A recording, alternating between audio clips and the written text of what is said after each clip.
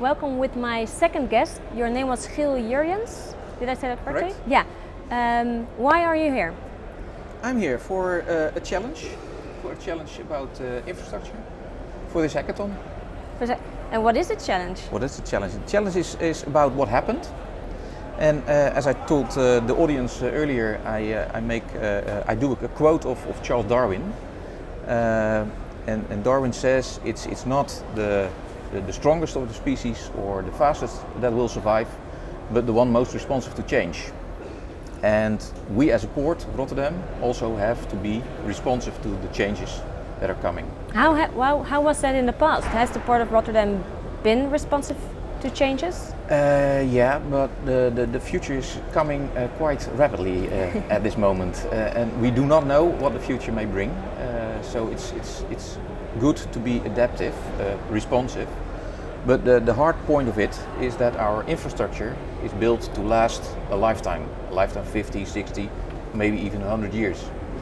But to be responsive for something that you don't know what's coming up, and having infrastructure to last a lifetime, it's contradictory. What do you hope to learn today? I hope to gain insight in how the future technologies, big data, Internet of Things, combining data from different sources, what that can bring us to gain insight in the possibilities to predict use of our port. To predict the use of our port. And what use of the fairways, the berths, the railroads, the roads. And is it how can that be predicted then? That's what I hope to learn today. But I assume it's something you already work on in the Port of Rotterdam. We have models created with, for instance, Rijkswaterstaat or other parties, but they're all based on aannames, based on presumptions. Assumptions. But I like to know, like to figure out, like to learn if we can predict them by combining data from different sources. For instance, data of the Meteorological Institute, or our own data of the harbour master, or data of the roads, or whatever. And what are businesses or branches that can help the Port of Rotterdam by their technologies, by the way they work or look at the future? I do not know at this moment. I'm trying to find out. Yeah, because maybe the parties that can help us with this kind of issues are parties that work with big data, work with combining data, work with data crunching, data analytics, or whatever.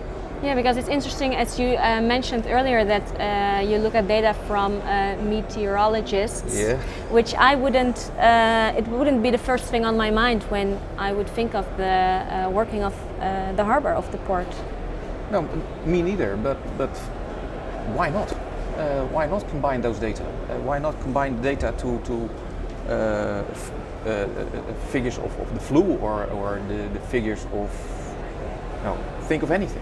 And what is the reason, do you think, that your challenge hasn't been solved yet? Why does it has taken this time?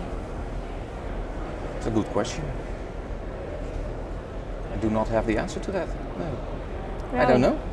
The evolution of human, Probably. Maybe. Evolution. Yeah. Technology, the status of the technology right now can be one of the reasons. I don't know. And is it? Maybe perhaps when I think a bit harder, at this moment it's an era of change, quite rapidly changing, and every organization is going to search the limits. We had a recession from 2009 until 2013-14. Everybody has to cut costs.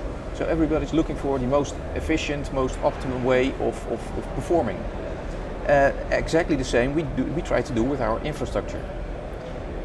Perhaps that's one of the reasons that we're now trying to get the maximum out of our assets. Yeah. What wasn't necessary years before. Because when I think at the economic crisis, it started in 2008, it's now 2016, 8 years further. Is it a different economic situation? Do you notice that in the port? Absolutely, yeah. So there's more money, simply said, for these kind of... Everybody's trying to find out the most efficient ways to produce, to transport, to make their businesses. Because I can also imagine, I read in an article the other day that humankind is about to be distinguished at the end of the century. Okay. And but I think it's a big challenge. Also, you want to develop yourself, but at the same time, you have to know the limits or of course, how to do that. Well, there are a couple of scenarios stated out by researchers. A scenario of our digitalization. Correct. Hard to pronounce. Also the energy transition, but also how do you call it? The urbanization. Yeah. Urbanization is for Port of Rotterdam not the most important, but the other two are very important for the port. Also for our future. Okay. What will be your main focus for today? My main focus for today, looking around, absorbing. Good luck. Have fun. Thank you. Have fun. I will.